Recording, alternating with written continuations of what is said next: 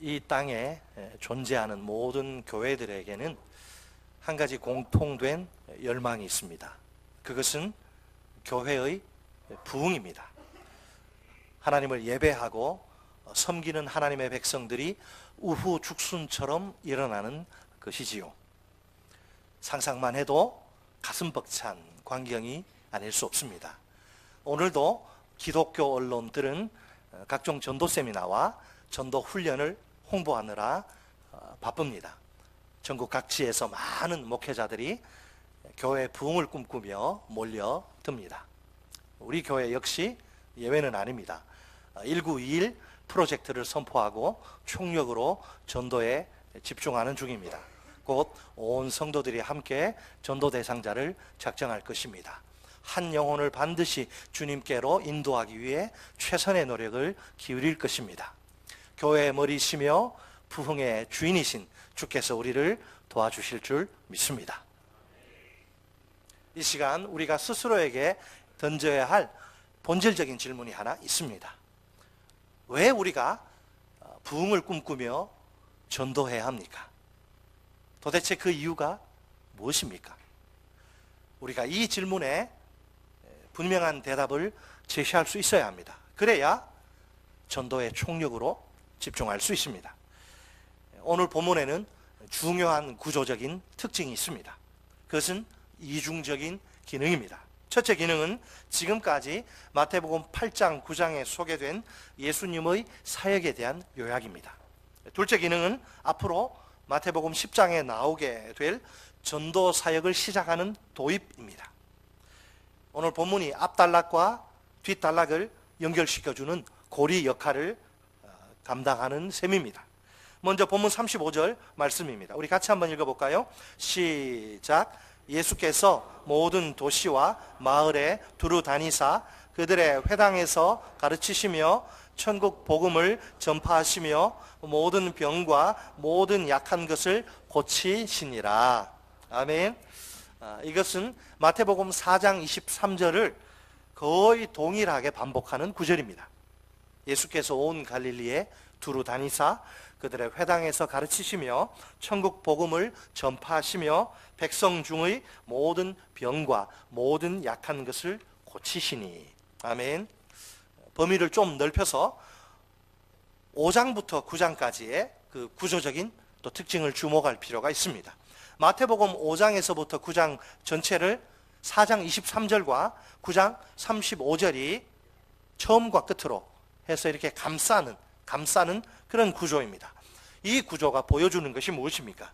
두 구절, 4장 23절과 9장 35절 그 안에 들어있는 5장부터 9장까지가 예수님의 하나님 나라 복음이란 것이지요.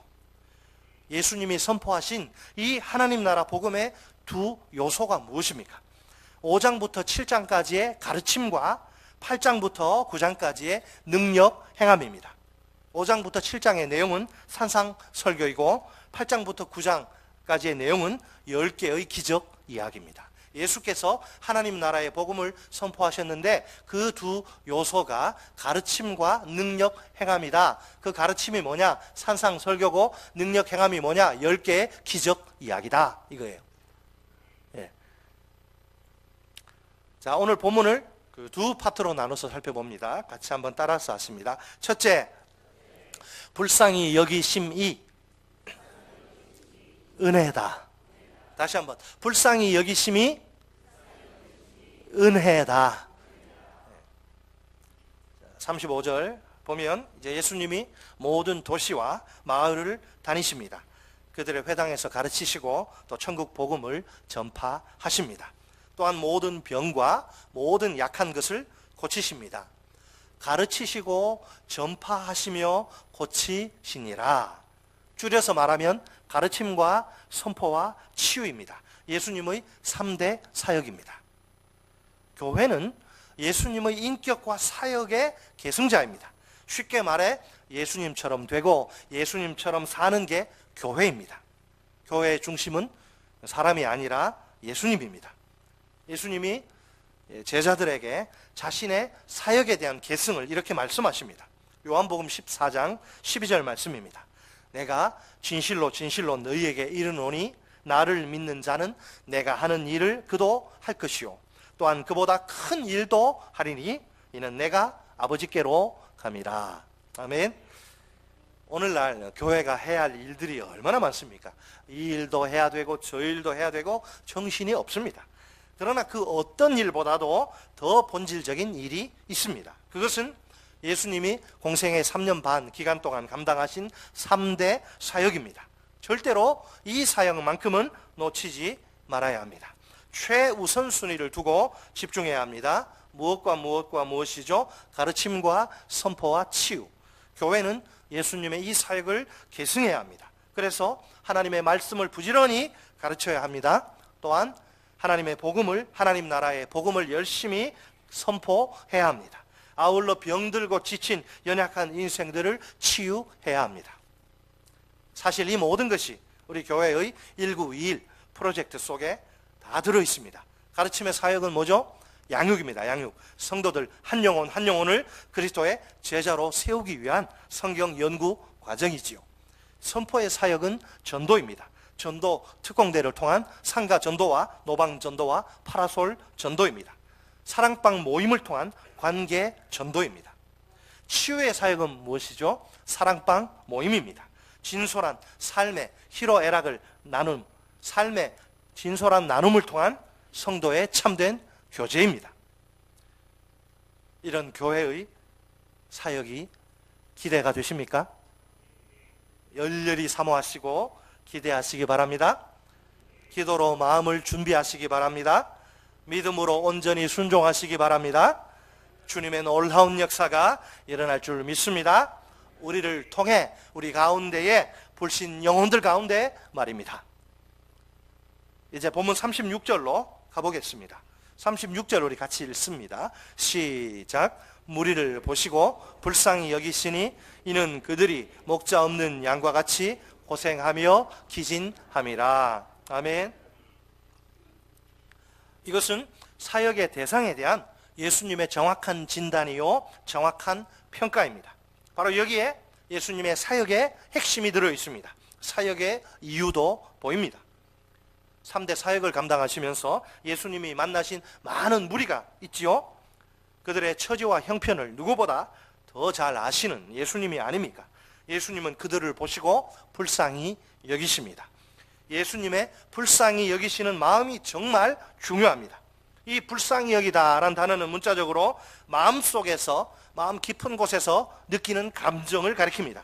상당히 강한 느낌을 표현합니다.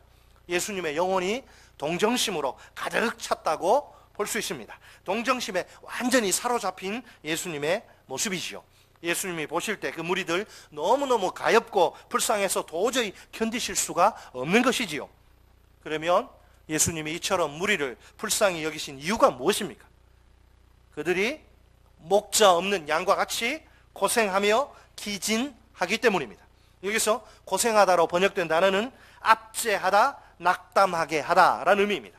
기진하다로 번역된 단어는 바닥에 버려지다, 무력하게 주저앉다라는 뜻입니다. 풀이, 맥이 완전히 죽어있는 절망적인 상태를 가리킵니다. 아무런 희망이 보이지 않는 거죠. 누군가의 도움이 절실히 필요한 상황입니다.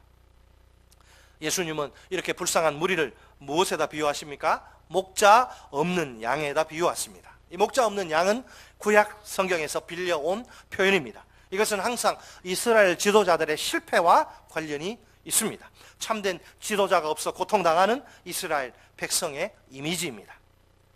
에스겔 34장을 보면 거짓 목자들이 등장합니다. 백성들에게 아무런 도움이 되지 못하는 지도자들입니다. 그 악한 지도자들에 대한 하나님의 고발이 얼마나 신랄한지 모릅니다. 목자가 없기 때문에 양들이 흩어져서 모든 들짐승들의 밥이 되었다고 예언자가 이제 고발을 하는 거죠. 이스라엘을 살리기 위해서, 이스라엘의 구원을 위해서 하나님이 직접 나서셔야만 하는 상황입니다. 에스겔 34장 10절 말씀입니다. 주 여호와께서 이같이 말씀하시되 내가 목자들을 대적하여 내 양떼를 그들의 손에서 찾으리니 목자들이 양을 먹이지 못할 뿐 아니라 그들이 다시는 자기도 먹이지 못할지라. 내가 내 양을 그들의 입에서 건져내어서 다시는 그 먹이가 되지 아니하게 하리라. 아멘. 원래 양은 목자의 보호와 인도 속에 있는 것이 정상입니다. 그래야 안전과 행복을 누릴 수 있습니다. 만약 양에게 목자가 없다면 어떨까요? 그것보다 더 심각한 상황은 없습니다. 안전과 행복을 보장할 수 없으니까 말입니다. 정직하게 말하자면 그런 양에게 행복은 그야말로 사치입니다. 행복은 고사하고 목숨이 위험한 상황입니다. 발을 헛디뎌서 깊은 웅덩이에 빠질 수도 있습니다. 혹은 낭떠러지 아래로 추락할 수도 있습니다. 아니면 풀과 물을 찾아 이리저리 헤매다가 맹수의 먹이가 될 수도 있습니다. 지금 이스라엘 백성이 바로 그와 같이 그런 목자 없는 양과 같다 이 말이죠. 이것은 그들이 처한, 예수님이 지금 목자 없는 양이란 표현을 쓰신 이유는 그들이 얼마나 절망적인가, 그들이 얼마나 절망적인 상황에 처해 있는가를 예수님이 말씀하시는 거예요. 그냥 그대로 방치하면 그 상태, 목자 없는 그 상태가 계속 방치되면 죽을 수밖에 없다는 거죠. 얼마나 비참한 신세란 말입니까? 그들을 바라보시는 예수님의 마음은 불쌍히 여기심입니다. 예수님의 이 불쌍히 여기심은 단순히 마음의 느낌으로 끝나지 않습니다. 그 절박한 어려움을 어찌하든지 해결하시려는 행동이 뒤따릅니다. 예수님은 목자 없이 버려진 비참한 양들을 그냥 내버려 두시지 않습니다.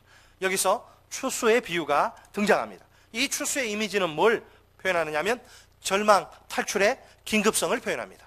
목자 없는 양의 비유를 통해서 절망적인 죽음의 상태를 표현하셨다고 한다면 추수의 비유를 통해서 그 절망 상태에서 빨리 탈출해야 한다. 긴급성, 응급 환자, 여러분 119 분초 찰나를 놓치면, 골든타임 놓치면 죽지 않습니까? 마치 그와 같은 절망, 탈출이 얼마나 긴급한지를 추수의 비유로 주님이 표현하십니다. 예수님의 눈에 그들은 추수할 곡식입니다. 원래 추수는 구약 성경에서 심판을 상징합니다. 세례자 요한과 예수님도 추수를 심판의 의미로 사용하십니다. 하지만 여기서는 그것이 아니고 하나님의 나라의 복음 선포 사역을 상징합니다. 예수님이 보실 때 추수할 곡식은 아주 밭에 휘어져 추수하게 된 밭에 그냥 널려 있지만 일꾼이 너무나 부족한 현실입니다. 그래서 예수님은 제자들에게 이 상태 이대로 가면 안 되겠다, 한 가지 명령을 내리시는데 추수하는 주인에게 추수할 일꾼들을 보내달라고 간청하라는 것입니다. 물론 이 추수할 일꾼들은 추수를 실제로 담당할 제자들을 가리킵니다. 하나님 나라 선포 사역을 위해 제자들은 하나님께 간청해야만 합니다. 한시가 급한 상황입니다. 지체할 여유가 없습니다. 어서 빨리 추수를 끝내야 합니다. 그러기 위해서는 더 많은 일꾼들이 필요합니다. 그런데 추수의 주권은 제자들에게 있는 것이 아닙니다. 오직 추수의 주인이신 하나님께 있습니다. 그렇다면 추수는 제자들의 일이 아니라 하나님의 일입니다. 하나님이 추수할 일꾼들을 친히 세우십니다. 그들을 추수의 현장으로 파송하십니다. 그들로 하여금 하나님의 나라의 복음을 선포하게 하십니다. 그 결과로 잃어버린 영혼들이 하나님께로 돌아오게 하십니다. 엄밀히 말해서 전도는 우리의 일이 아니라 하나님의 일입니다. 전도는 우리가 하는 것이 아니라 하나님이 직접 하시는 겁니다. 우리는 뭐냐? 하나님이 사용하시는 도구일 뿐입니다. 과연 전도의 출발점이, 부흥의 시발점이 무엇입니까? 전도 대상자들에 대한 정확한 인식입니다. 21세기를 살아가는 현대인들은, 여러분 현대인들은 어떻게 생각하십니까? 고도로 발달된 과학기술 문명을 향유하는 행복한 존재들이라 생각하십니까? 현대 문명의 대표 주자, 총알이라고 할 수 있는 인공지능 AI를 놓고 생각해 보세요. 이런 세상이 올 줄은 몰랐죠. 앞으로 시간이 지나고 세월이 흐르면 지금보다 더 나은 세상이 올 수 있을까요? 인류가 컴퓨터도 만들고 AI도 만들고 사람 머리에서 나온 거잖아요. 인류가 그 탁월한 지성과 능력으로 이 땅 위에 유토피아를, 파라다이스를 건설할 수 있을까요? 천만에요. 절대로 그렇지 않습니다. 분명 마치 자기가 이 세상의 주인공이라도 된 것처럼 모든 영역에서 하나님을 추방하고 자기가 주인 행세하는 그런 인생들이죠. 탁월한 지성과 능력에 대한 그 믿음이 정말 대단합니다. 무슨 일이든 다 해내고야 말 것 같은 굳은 신념이 보입니다. 이제 유전자를 조작해서 맞춤형 인간을 만들려고 신의 창조주의 영역까지 도전하고 있어요, 지금. 하늘 꼭대기를 향해서 높이 바벨탑을 쌓으려고 한 조상들과 다를 게 조금도 없네요. 그러나 자기가 어떤 존재인지 정확히 알면 금방 꼬리를 내릴 수밖에 없습니다. 여러분, 하나님을 떠난 모든 인생들은 전부 다 불쌍한 존재들입니다. 목사의 이야기가 아니라 주님의 말씀입니다. 마치 목자 없는 양과 같은 신세입니다. 위험천만한 인생이요, 불행한 인생입니다. 그들은 이 땅 위에서 이리저리 방황하면서 고통당합니다. 게다가 온갖 위험에 무방비로 노출되어 있어요. 대표적인 위험은 자연재해와 안전사고와 질병이죠. 아무리 고진감래라고 해서 내가 지금 고생해도 10년 후, 20년 후 좀 내 형편이 좋아진다 그러면 아무리 고생을 해도 마지막이 정말 좋으면 행복할 수 있겠지요. 하지만 슬프게도 그 마지막 역시 좋지 않습니다. 죽음이니까요. 죽음 앞에 장사는 없습니다. 이 세상 모든 인생들은 반드시 한 번은 죽게 되어 있습니다. 그러나 죽음이 그 인생의 끝은 아닙니다.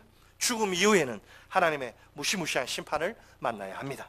영원한 지옥 형벌입니다. 끔찍한 최악의 절망입니다. 이보다 더 불행할 순 없습니다.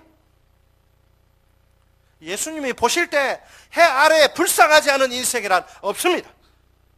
이 세상에도 우쭐대는 사람들 많습니다. 속된 말로 방귀 좀 끼는 사람들. 자기는 남들보다 많이 가졌다는 것입니다. 남들보다 잘생겼다는 것입니다. 남들보다 많이 배웠다는 것입니다. 남들보다 출세했다는 것입니다. 목에 힘을 잔뜩 줄 만큼 자랑거리가 넘쳐나는 것이죠. 하지만 우리 주님의 눈에는 다 똑같습니다. 그들은 모두 불쌍한 인생들입니다. 더 큰 문제는 뭔지 아십니까? 자기가 얼마나 불쌍한 존재인지 도통 알지 못한다는 것이지요. 그러니까 더욱 불쌍한 겁니다. 불쌍한 존재인지 모르니까 더욱 불쌍하다 이 말이에요. 곧 다 죽게 생겼는데, 곧 다 지옥에 떨어지게 생겼는데 자기는 멀쩡하다고, 자기는 아무 문제 없다고 착각하는 꼴이지요. 사실을 말하자면 조금도 이상할 게 없어요. 너무나 당연한 현상입니다. 왜? 하나님이 어떤 분인지, 자기를 창조하신 자기의 오장육부와 사지백체와 모든 것을 지으신 하나님이 어떤 분인지 모르니까 어쩔 수 없어요. 여러분, 하나님이 모르는 자는 죽었다 깨어나도 자기가 누구인지 알지 못합니다. 저 유명한 칼빈의 기독교 강요 1권 1장 보면 이중 지식이, 두 가지 지식이 나옵니다. 그 내용에 따르면 처음부터 인간이 반드시 가져야 할 지식 두 가지가 있습니다. 하나는 창조자이신 하나님께 대한 지식입니다. 다른 하나는 우리 자신에 대한 지식입니다. 그분에 대한 지식이 우선입니다. 우리 자신에 대한 지식은 그 이유입니다. 우리 자신에 대한 지식을 참되게 가지려면 그분에 대한 하나님이 어떤 분인지 그분에 대한 지식이 전제되어야 합니다. 그분에 대한 지식을 가지려면 겸손해야 합니다. 겸손한 만큼 그분에 대한 지식을 소유하게 됩니다. 자, 여기에 모인 우리는 어떻습니까? 꽤 괜찮은 사람들이 많습니까? 네, 지금은 물론 그렇지요. 그러나 예수님을 믿기 이전으로 돌아가면 그렇지 않습니다. 원래 우리도 불쌍한 존재들입니다. 하나님을 떠나 방황하던 인생들이니까 말입니다. 그 마지막이 죽음이요 영원한 멸망이 아닙니까? 우리 스스로의 힘으로는 도저히 빠져나올 수 없던 절망입니다. 참으로 비참하기 짝이 없는 그런 인생들이죠. 이런 우리를 속속들이 너무나 잘 아시는 예수님입니다. 예수님이 이런 우리를 보시고 어떻게 여기셔요? 불쌍히 여기십니다. 불쌍히 여기시면야말로 우리를 향한 주님의 놀라운 은혜입니다. 예수님이 먼저 우리가 예수님을 찾지 않았어요. 우리가 하나님 찾지 않았습니다. 예수님이 먼저 우리를 불쌍히 여기십니다. 이 불쌍히 여기심으로 말미암아 주님의 엄청난 하늘의 은혜가 우리에게 부어집니다. 그 결과 우리가 영원한 지옥 멸망에서 완전히 해방됩니다. 이제 더 이상 우리는 세상 사람들과 같은 불쌍한 존재가 아니에요. 분명 우리에게 자격이 있어서가 아닙니다. 남들보다 더 나은 구석이 있어서도 아닙니다.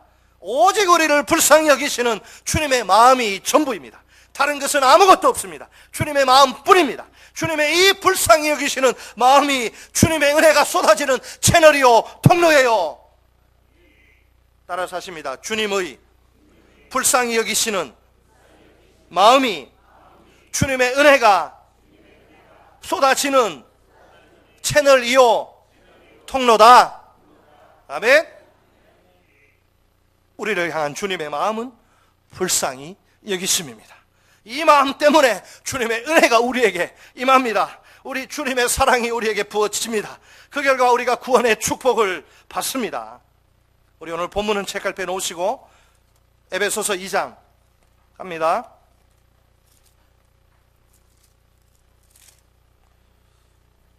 4절로 5절 신약성경 311쪽입니다.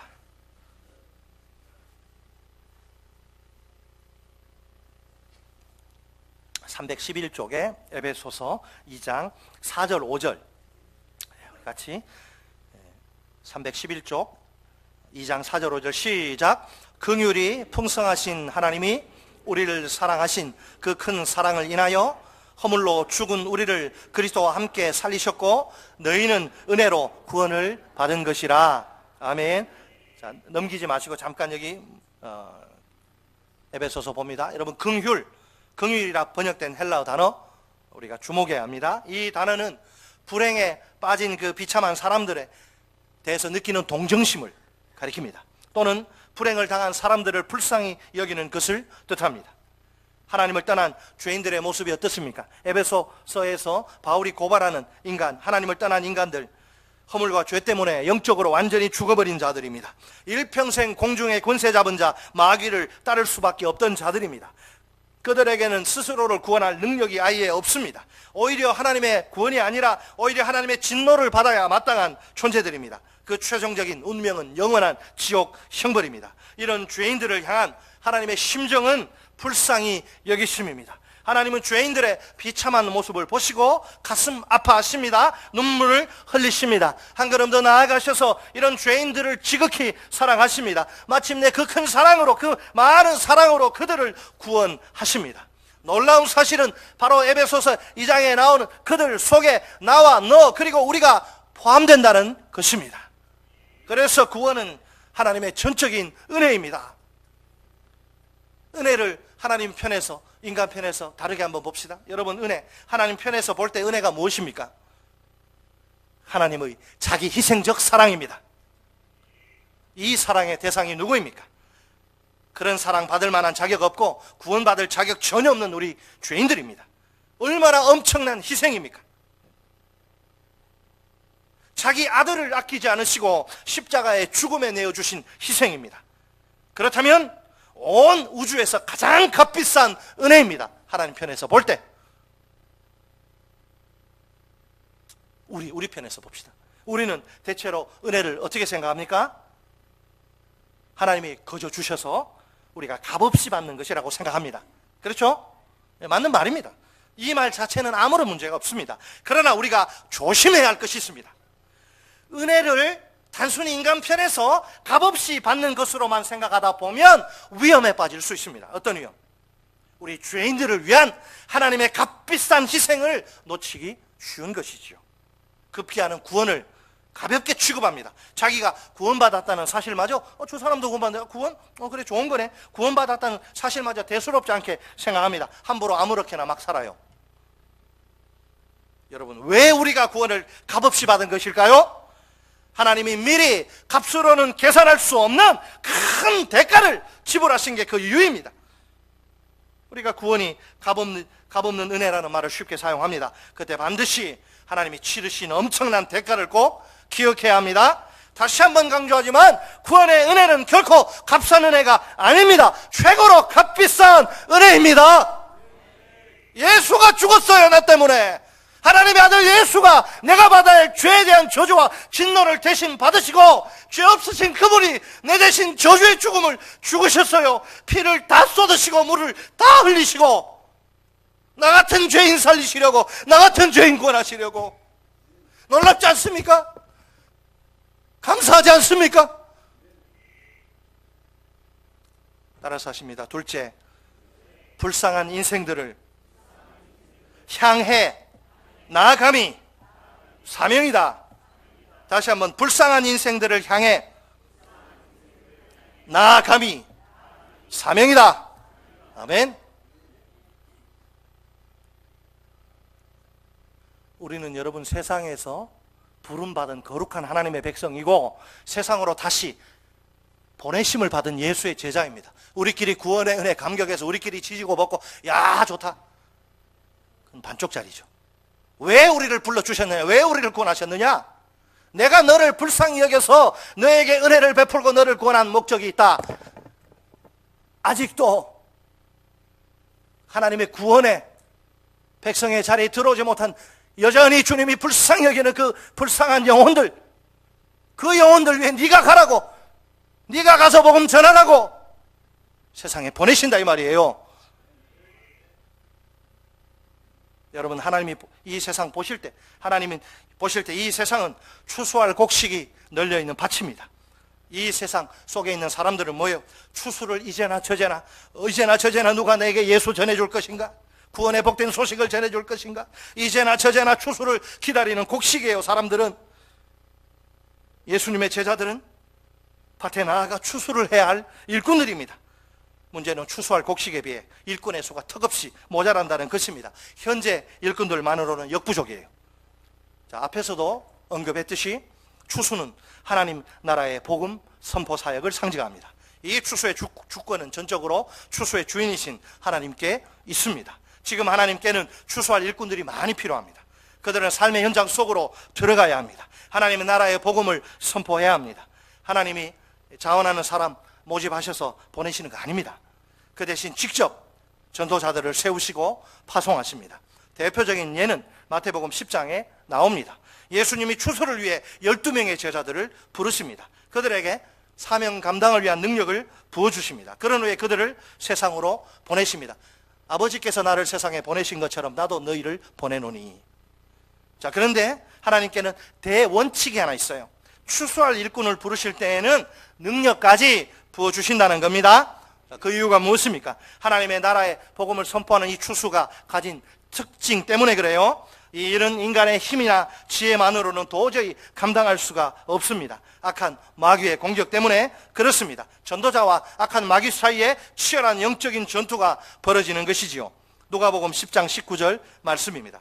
내가 너희에게 뱀과 전갈을 밟으며 원수의 모든 능력을 제어할 권능을 주었으니 너희를 해칠 자가 결코 없으리라. 아멘. 일꾼들에게는 믿음의 순종만이 요구될 따름입니다. 그러니까 자기 자신을 바라보면 곤란합니다. 그 대신 자신을 부르시고 보내시는 하나님을 바라보아야 합니다. 이런 식으로 거절하는 것은 절대 금물입니다. 저는 이래서 안 돼요. 저는 저래서 안 돼요. 저는 요래서 안 돼요. 제가 아니라 쟤를 보내시면 안 되나요? 우리 하나님이 뭐라고 말씀하실까요? 웃기지 마라, 까불지 마라. 나는 걔가 필요한 게 아니라 바로 네가 유가 필요하다. 아직도 이 세상에는 예수님이 불쌍히 여기시는 인생들이 참 많습니다.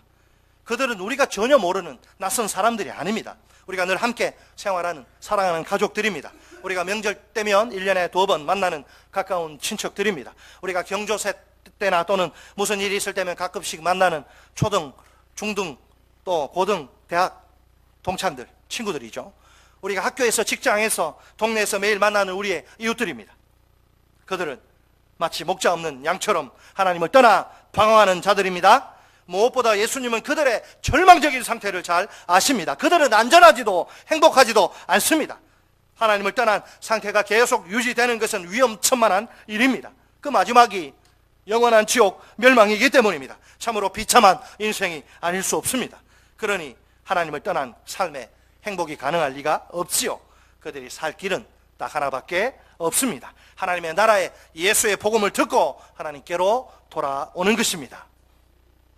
지금도 예수님의 마음은 하나님을 떠난 인생들을 향합니다. 그들을 향한 주님의 불쌍히 여기심은 앞으로도 계속 될 것입니다. 이 불쌍히 여기심이 우리가 부흥을 꿈꾸며 전도의 총력으로 집중해야 할 이유입니다. 그러나 우리가 전도하지 않아도 될 때가 다가옵니다. 그날은 주님의 불쌍히 여기심이 완전히 끝나는 날입니다. 바로 주님의 추수가 마무리되는 날, 하나님의 나라가 완성되는 날, 예수가 구름 타고 다시 오시는 날입니다. 오늘 하나님이 우리를 추수할 일꾼으로 부르십니다. 우리가 할 일은 추수의 현장으로 이 세상 속으로 나아가는 것입니다. 이렇게 불쌍한 인생들을 향해 나아가는 것이 우리의 사명입니다. 오늘 우리에게 절실히 필요한 것이 무엇일까요? 그것은 바로 아버지의 마음입니다. 영혼을 불쌍히 여기고 사랑하는 마음입니다. 이 아버지의 마음 때문에 우리에게 구원의 은혜가 임합니다. 우리가 절망적인 상태에서 완전히 해방됩니다. 참으로 감사한 일이 아닐 수 없습니다. 주위를 한번 둘러보세요. 목자 없는 양같이 버려진 인생들이 보이십니까? 얼마나 불쌍하고 비참한 인생들입니까? 그들도 우리처럼 어서 빨리 그 절망적인 상태에서 해방되어야 하지 않을까요? 우리가 그들을 아버지의 마음으로 불쌍히 여기고 사랑해야 합니다.